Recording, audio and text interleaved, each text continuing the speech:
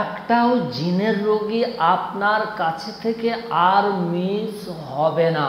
অনেক সময় আপনি সঠিকভাবে বুঝে উঠতে পারেন না যে সত্যি সত্যি রোগীটাকে জিনে ধরেছে কি না।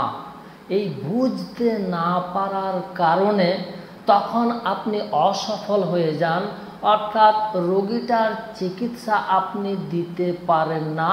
আর যে কারণে ওই রোগীর গার্জেনেরা নিয়ে চলে যায় ওই রোগীটাকে অন্য কোনো কবিরাজের নিকটে।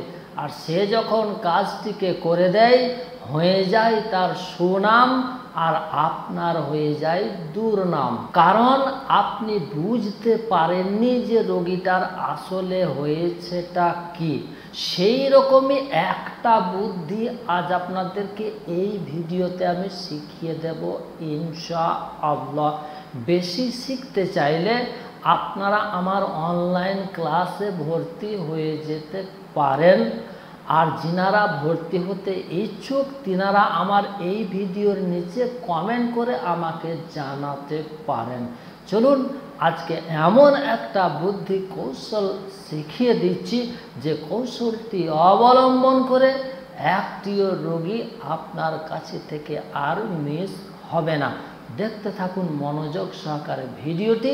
আর চ্যানেলে নতুন এসে থাকলে চ্যানেলটিকে সাবস্ক্রাইব করে দিয়ে নোটিফিকেশান বেলটিকে বাজিয়ে রেখে দিন এই ধরনের আরও নিত্য নতুন ভিডিও দেখার জন্য। চলুন এবার মূল কৌশলটি আপনাদেরকে আমি শিখিয়ে দিচ্ছি।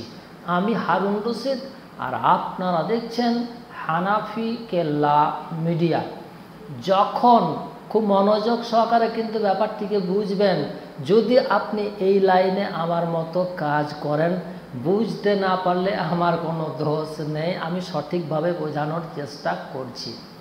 যখন একটা রোগী আপনার কাছে নিয়ে আসবে তখন প্রথম অবস্থায় আপনি কোনো দোয়া দরুদি পড়বেন না, কেবল মুখটাকে আপনি ঠোঁটটাকে নড়াবেন।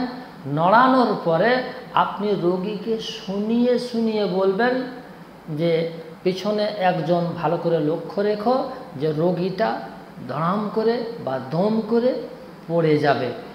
এই কথাটি রোগীর মন মস্তিষ্কে ঢুকে যাবে যে জিন যদি আমার ভর হয়ে যায় তাহলে আমি হয়তো পিছন দিকে সত্যি সত্যি পড়ে যাব। আর এই কথাটিকে রোগীর মন মস্তিষ্কে আপনাকে ঢুকিয়ে দিতে হবে। তবে এই কাজটির অপব্যবহার আপনারা করবেন না।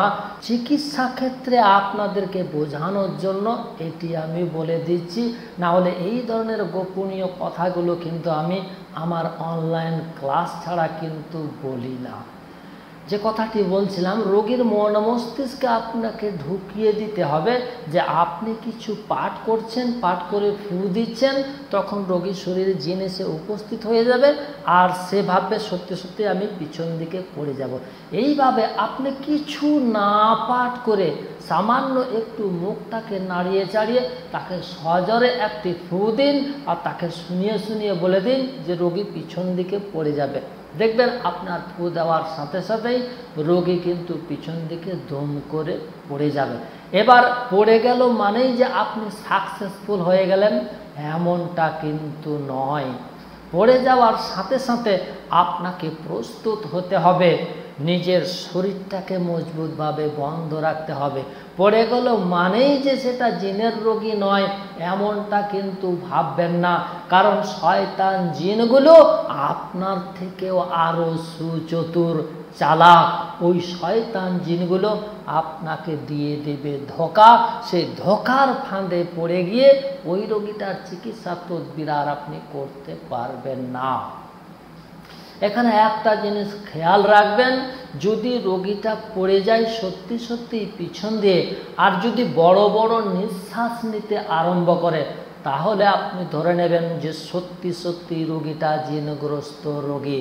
আর নিঃশ্বাস যদি বড় বড় না নেয়, চোখটা ঠিক এইরকমভাবে পিটিপিটি করছে, তাহলে আপনি জানবেন যে ওটা জিনগ্রস্ত রোগী নয়, ওটা মানসিক দুশ্চিন্তাগ্রস্ত একটা রোগী। কোনো টেনশনের মধ্যে ও পড়ে রয়েছে, আর না হয় নার্ভের সমস্যা। সেই রকম ডাক্তারের কাছে আপনি ওই রোগীটাকে পাঠিয়ে দেবেন। তা এইটা একটা বুদ্ধি যে কিছু না পড়েও রোগীর শরীরে ভর করে দেওয়া। তবে এই ভরটা সমস্ত জিনগ্রস্ত রোগীদের ক্ষেত্রে কিন্তু প্রযোজ্য হবে না। কোন কোন রোগীদের ক্ষেত্রে প্রযোজ্য হবে এটা জানার জন্য আপনি আমার অনলাইন ক্লাসে ভর্তি হয়ে যেতে পারেন। একটা কৌশল আপনাদেরকে আমি শিখিয়ে দিলাম যে কিছু না পড়েই রোগীটার শরীরে জিন ভর ঘুরিয়ে দেওয়ার একটা কৌশল।